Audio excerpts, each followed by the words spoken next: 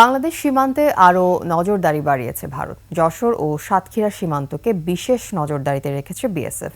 CC camera পাশাপাশি এসব এলাকার সীমান্ত পাহারায় বিভিন্ন প্রযুক্তি ব্যবহার করছে ভারত। সীমান্ত লাগোয়া ১৫০ মিটার বসতি খালি করে মানুষদের অন্যত্র সরিয়ে নেওয়ার আলোচনাও চলছে। আরও জানাচ্ছেন প্রণব চক্রবর্তী। বাংলাদেশ ভারত আন্তর্জাতিক সীমান্তের অরক্ষিত এলাকায় বেআইনি অনুপ্রবেশ, মাদক চোরাচালান ও মানব পাচারের বিরুদ্ধে কার্যকর ব্যবস্থা নিতে অত্যাধুনিক প্রযুক্তি ব্যবহার করছে ভারতের সীমান্তরক্ষী বাহিনী বিএসএফ। আন্তর্জাতিক সংবাদ মাধ্যম বিবিসি জানিয়েছে, সীমান্ত জুড়ে ভারতের অত্যাধুনিক প্রযুক্তির মধ্যে রয়েছে night vision camera, movement detector এবং ইম্প্রোভাইজ অ্যালার্ম সিস্টেম।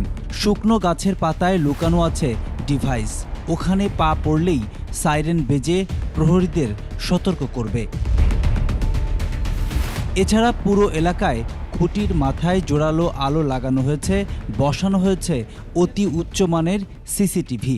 এইসব ক্যামেরা প্রায় ১ কিলোমিটার পর্যন্ত স্পষ্ট ছবি তুলতে পারে।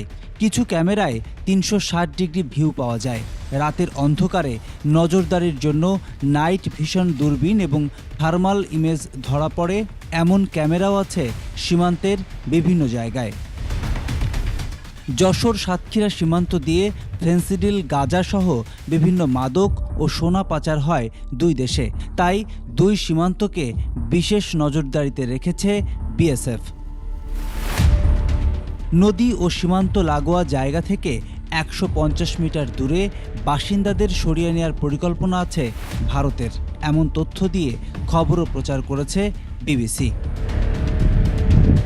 প্রণব চক্রবর্তী, ২১শে টেলিভিশন, ঢাকা।